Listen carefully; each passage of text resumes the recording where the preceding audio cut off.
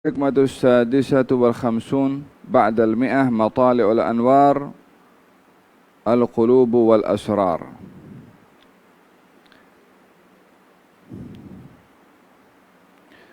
Mungkin saja Allah memberikan manfaat kepada kamu pada malam Al-Qabd. Al-Qabd ini sempit atau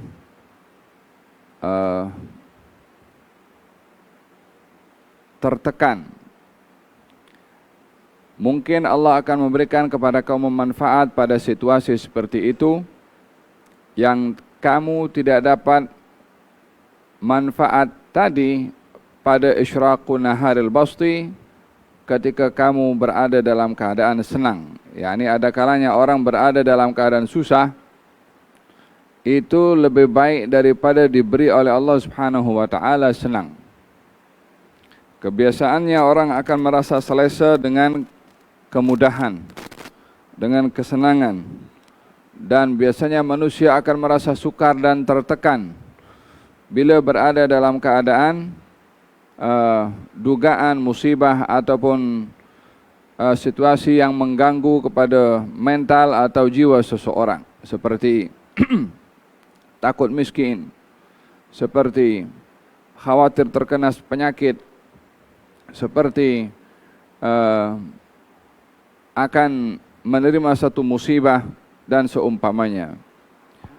Di dalam Al-Quranul Karim Allah Subhanahu wa taala ada menceritakan tentang satu perumpamaan di mana kesukaran itu lebih baik daripada kesenangan. Ada kalanya begitu, supaya kita bila berhadapan dengan kesukaran tidak hanya melihat betapa beratnya kesukaran yang dihadapi, tanpa kita berpikir positif, betapa besar manfaat yang kita dapat. Dalam Al-Quran Allah menceritakan tentang dua pasangan suami istri yang diberi cahaya mata oleh Allah Subhanahu wa taala. Namun cahaya mata yang sedang dinikmati masa kecilnya untuk menjadi sebab kegembiraan dan keceriaan kedua orang tuanya, secara tiba-tiba anak yang menjadi buah hati orang tua itu diperintahkan oleh Allah kepada Nabi Khidir untuk dibunuh. Maka bertukar situasi orang tua yang ceria tadi menjadi tertekan, susah, dan tidak senang hati dengan apa yang berlaku kepadanya. Tetapi keadaan itu justru memberi faedah kepada orang tua tersebut lebih daripada faedah yang didapati berupa terhibur dengan adanya anak di tengah-tengah rumah mereka. Wa ammal ghulamu fakana abawahu mu'minaini fakhashina ayurhiqahuma tuyana wa kufra fa aradna ayyubdilahuma rabbuhuma khairan minhu zakatan wa aqraba ruhma. Budak kecil yang dibunuh oleh Khidir adalah kedua orang tuanya orang yang beriman. Wa ammal ghulamu fakana abu wa ammal ghulam, adapun anak yang dibunuh itu adalah anak kepada dua orang yang beriman, orang tuanya. Dikhawatirkan anak ini boleh menjadi sebab kekufuran bagi orang tua bila dewasa nanti. Anak boleh menjadi musibah bagi orang tuanya. Dalam Al-Quranul Karim Allah Subhanahu wa taala menggambarkan keluarga dan anak ini boleh menjadi musuh kepada orang tuanya. Maka dalam hal ini Allah Subhanahu wa taala memerintahkan kepada Nabi Khidir untuk membunuh anak ini demi untuk menyelamatkan orang tuanya daripada terpengaruh oleh anak tersebut kepada kekufuran. Ammal ghulam fa kana abawahu mu'minaini fa khashina ayyurhiqahum tughyanan wa kufra fa aradna ayyubdilahuma rabbuhuma. Kami, yakni Allah Subhanahu wa taala, berkehendak untuk menggantikan untuk orang tua itu yang lebih baik daripada anak yang dibunuh, yaitu selamat di dunia daripada kekufuran dan juga selamat di akhirat daripada api neraka. Dengan demikian kesusahan yang dihadapi oleh kedua orang tua dengan wafatnya anak tersebut memberi manfaat kepada orang tuanya di dunia dengan dipelihara imannya, di akhirat dengan dipelihara daripada azabnya Allah Subhanahu wa taala.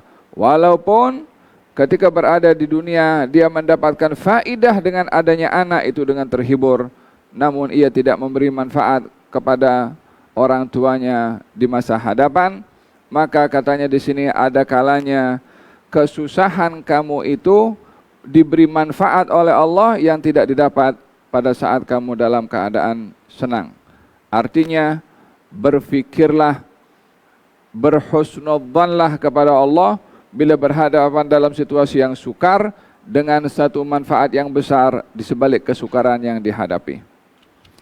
Yang kedua katanya matali'ul anwar, tempat terbitnya cahaya.